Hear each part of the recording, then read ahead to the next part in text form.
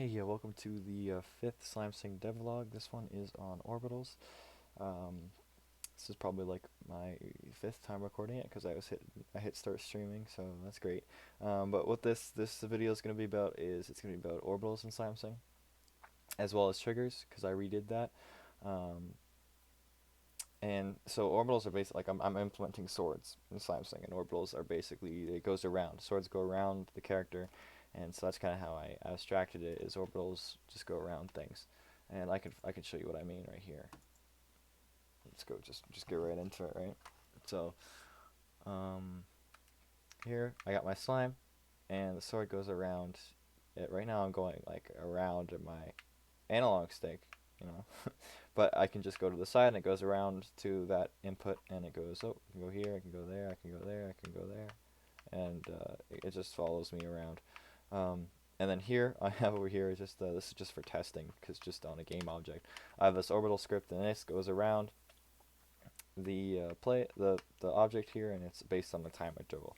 So that's kind of two types of logic. Every time I'm making something, I always try to do because I'm abstracting it, right. I always try and do if I'm doing that, I always try and do two things, two examples of it. So timer and input, and that's just for testing purposes to see if it works for other stuff. And usually I smooth out a lot of bugs and stuff I probably wouldn't have catched if I just did one thing. And yeah, so that's basically kind of my process there. Um, I'm gonna explain how I first did it because like about 2 weeks of work and I kind of went back and did a lot of changes. I did it sort of twice, and most of the changes kind of happened with orbitals. And so how I first did it was everything that was an orbital. So in this case, like a sword, it would have a mono behavior that was like an orbital, like is orbital mono behavior, and then the takes orbital script that everything still has just like the one thing that stayed the same. You can just go here into swords and orbitals and takes orbital script. That one script stays the same. Everything that takes an orbital is going to have to know it takes an orbital. Um, how I did it before was on the sword, I had the orbital script, and so the orbital script would handle all the logic and updating, and I'm going to go into how I did the logic earlier, but so everything that was orbital had a mono behavior on it, and then the orbital script took game objects with that mono behavior on it, and that handled all the logic, and I had that all working and done. And I was gonna upload it. It was gonna be it was gonna be fine. But then kind of how that changed was I was like, oh well, what if I want like a slime to be an orbital? Like what if I want like I want to move a slime around like this and have it like that'd be fun. But I can't do that because I'd have to like put a orbital mono behavior on it, and it's not really so like I can't really do that. And I realized I can't really do that with anything. Like I wanted to make anything I want an orbital. So I went and changed it. So now orbitals, I can go in my slime here and go on the right. And now orbitals, what they do is they take the game object that acts as the orbital. So the orbital doesn't care if it doesn't know if it's an orbital or not. The script just handles updating it as an orbital if it's in there, and the game object doesn't have to care if it's an orbital anymore. So that's kind of like the better way of doing it. And I had to go back and redo everything, and I had to change the logic because now the logic is handled in scriptable objects. So that's a lot different than doing it in a mono behavior. So yeah, now I can like let's say I want to go to a level here. Sorry, I'm yawning. And I go to the level here, take this cube, that's just a random piece of the level. I'm just taking it here because it's near the top of the list. Um, and I can just put it in the orbital spot. And now it's an orbital. And you can see this like sword dropped, and it looks like it's stuck to me. I can change that. I can just change this, like let's say just 4 or something. And now it goes around me based on that. And this now I can kick it around because it's a rigid body. That's quite fun. Um, And the reason that dropped like that is because it has drop logic, has a behavior on it that handles dropping it, and so the script checks for that. But I can show this in a minute. I can just drop this wherever I want, and it doesn't care. It will just leave it like floating. I can do this with the main example. Like the main thing to do this was add another slime, so I'll just add like a slime and keyboard here. This follows my mouse. See, it's nice. I had to do. It's obviously different than joystick input, and I'll get into that when explaining the scripts. But you see, I can go into here and go into this orbitals. I can add it as another one, but it will start colliding with that orbital, so I don't want to do that. Um, well, like that, I've been having, that's like the one bug with it. I've been having trouble with that. I just don't know what I want to do with that. So just for this case, I'll just drag it in here um, as the slime, and can go in here, and now it's an orbital, and now it's moving around me, and I can flick it, and like you see, how it's the sword orbital, and I can move that as well. It's kind of fun. And then this just leaves, it just floats here, right? And I can jump on it. Yeah, so that's basically how the orbitals work. Um, and that's where it's at right now. I got the movement, I got the input, and then as you can see over here, I just left it here, is it's time based as well. So now into the logic of it all. So obviously the taste orbital script, I already explained that pretty, I don't really have to explain that anymore. It just handles updating the logic and handles initializing all the logic just on start and all that. Um, so how I did it before is I handled all the validation. Like the thing I say validation is, I wanted to be able to set the stuff as runtime, like I was showing, and I was doing that in the takes orbital script. But I realized, I have an instance of every orbital in the orbital class here, and the reason this used to just be like a struct that held orbital logic and the orbital game object, but I realized I can kind of open it up and do a lot more. And I had like orbital stats as well, which is a scriptable object. And I didn't really kind of like that approach because I couldn't change. Well, I could change it at runtime, but I change it for every single orbital. And like if I wanted to change it for a platform and stuff like that. So now it's owner, and you can set that. I can even make an owner on a different object, and that's kind of fun. Yeah, so basically that's what that does. It takes owner. This drop layer, I'm gonna move it to the drop logic. There's no reason for it to be here, and then it will just take all that. Y offset is it's set to the owner position, but the Y offset is just like adds to the owner position. And the speed, everything has speed. All the orbitals have speed. And then the x and y axis is just like the radius of the orbital. Basically, it can be set to an ellipse as well. So that's just basically what that handles. I don't really get into everything. The validate, it just caches the orbital and checks it. It's not really important to get into all of this. But the real stuff, the real meat, real time consumer was getting the validate working. Honestly, I honestly something I don't really need, because if I'm adding an orbital, I'll probably add it through script, right? But just for testing and just for ease of use, it just makes the most sense. And I kind of want it to be easy to use because I have people working on this, designers that have know nothing about code, so it's kind of just drag and drop type meme. Um, and so I'll go into the orbital logic. This is a scriptable object, and it can be placed in that. This is the timer logic, a bit easier to explain, because I can talk about how the ellipse works. So here I got random progress, and what I'm doing is I'm generating a random number. Well, if this is set to true, I'm generating a random number from 0 to 1. And so how that works is 0, 1 is like all the way around the circle, right? That's like the start of the circle. And then the progress is basically, excuse me, if you're out here, is a float. So if 0.5 would be halfway, and then 0.1 would be like the other way. If depending on the speed, if it's negative, it will go the other way. So that's sort of how it works. And the everything takes an ellipse, and that handles the logic of translating that number to a position. And I do that in the input script as well, and I do that in here. And basically, the orbital position is based on time and speed, and so I do that here, and it's completely normal. The one thing I also do is I set the look position. And the look position, like usually when you're setting, it's look at, so you're looking at the player, and that's basically what I want to do, but I want to do it opposite. So the forward vector of the game object is facing away from the player. So like let's say I want to make it thrust, I want to go make the sword go forward, but in that if I didn't set it to the opposite of the player, it would just thrust into the player. So this case I've just set it backwards so I don't have that confusion later on. Oh, yelling today a lot. The input this is where I had to change triggers, and I also said I was going to talk about triggers today. A lot of stuff happened with triggers. The first thing with triggers was I had to just take generic abilities, like, and it would only that means it only work for abilities, and it wasn't like generic enough to just take everything because I want to use it for input triggers for AI and all this sort of stuff. Well, not input triggers, it triggers in general. It triggers an action, right?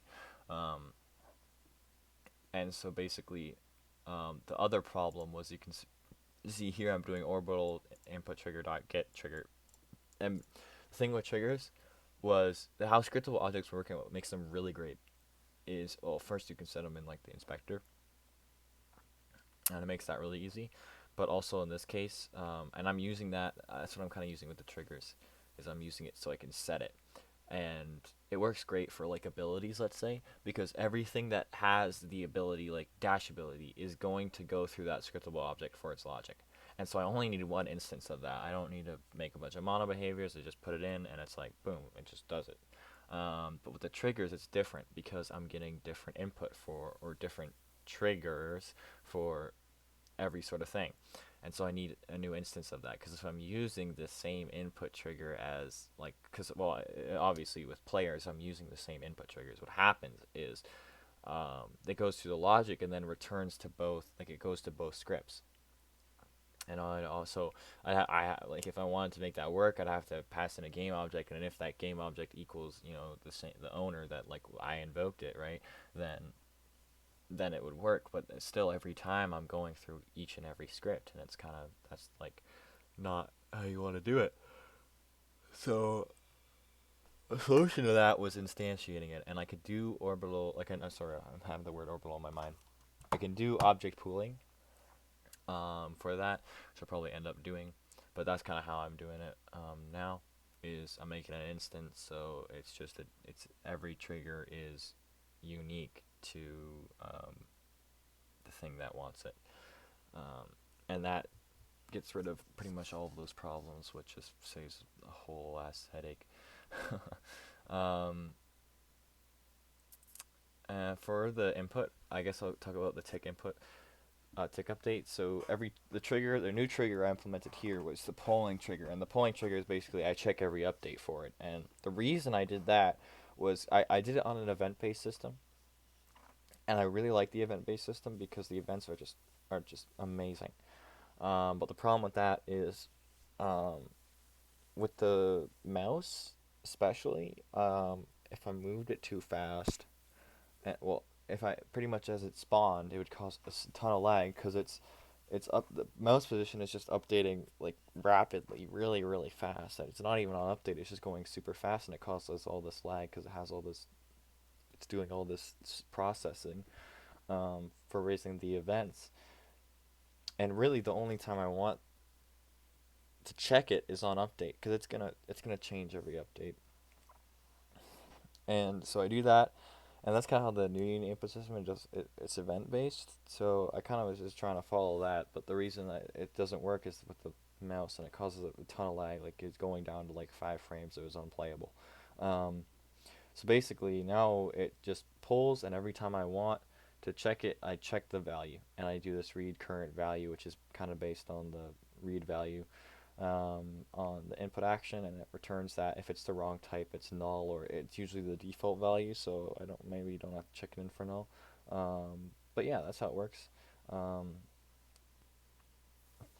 he also got this is kind of where it's kind of like iffy, is I'm checking a string here for mouse, and I mean there's probably a way to do this where I don't have to use a string, but the only case looking at the documentation I could find for the new Unity input system is using a string, at least the one I could understand. So I need to check if it's using mouse, because I got to do different logic. As you can see here, this if statement has all this logic. But everything else is fine. I can do this. It's only with the mouse I have to do something different, because as I talked about, I have to go all the way around the screen with the normal position for it to work. And so I need to get the world space of the mouse on the camera. And so to do that, I I need to get the camera as well. which is like a singular dependency, and I don't need it for anything other than this logic, and so the only thing I have to use is camera.main, and I know that's like usually a bad thing to do, but for me it's the only way I could kind of understand it, kind of wrap my head around, because I'd have to expose a field for the camera on here, and it's like, well, it's a scriptable object, so the camera could change and all that. Like, it's not just static. It's not. It doesn't stay the same. Um, so I'd have to update it and check if the camera changes and all that. So that is not. So I'd have to use camera.main anyway. And so for this case, I just used camera.main. Probably end up changing that if I, come to epiphany, but that's kind of how it's done. I've been talking for input orbital logic all a long time, but basically I take the angle of the position that is handled in, basically just like movement, and in Unity you get like a movement target, like a target position, and you move to that. But here I get the angle between the two, and then I divide that by 360 to get the 0 to 1 value that I need to handle, and then I do some smoothing with rotate towards, because if I used lerp it would just go in the slime, and rotate towards goes around the slime. And basically that's how that's being done. And how the triggers changed is I obviously got this read value thing, but also I just pass in a game object for enable, and everything else it doesn't take anything. It raises the event, or it sets the value. For the polling case, all it does is it just on enable, it just sets the action to this, and every time you want to change the action, you enable it again. Um, Probably change that to initialize trigger, but it's just enable now. Yeah, so basically that's how that works, and everything's working just fine. I didn't show abilities working because I mean, I didn't change the logic much, but they took a significant change from how I was handling. It's much simpler now. Honestly, it's much easier to understand. But like this, it doesn't care. And then here I can use the keyboard, and it doesn't care at all either. So yeah, that is the progress of Slimecing. Next on the list is obviously getting the collisions sort of fixed out. Um, Collisions, it's hard because because I want it to hit other slimes, but you don't want it to hit other slimes. You want it to hit other slimes, so you can't just layer it. You can just put on a layer where it doesn't interact with slimes, and then obviously um, I don't want to I don't want it to interact with other orbitals. So, but I also want the swords to interact, and right now, as you can see, the swords don't interact. So that needs to change.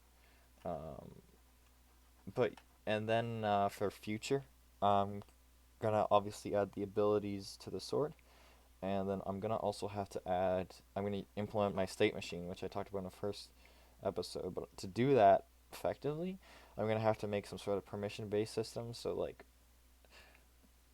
generically, it's just gonna like say that every time I use an ability, can't use other abilities. But I kind of want it to be like, well, what if I want this combo sort of thing where you can use ability and like cancel into another or something like that. Um,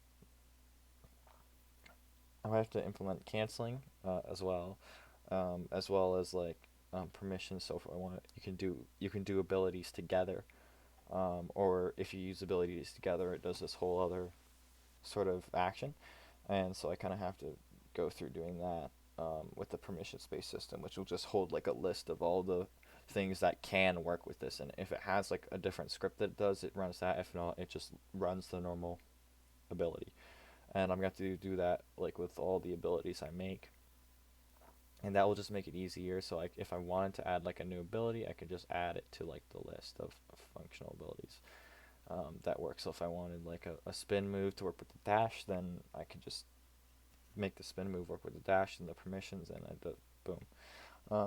And then also you're going to add some object pooling because I'm starting to instantiate things more and more. So yeah, and that's kind of where the progress for Slimecing's at, and well, that's it.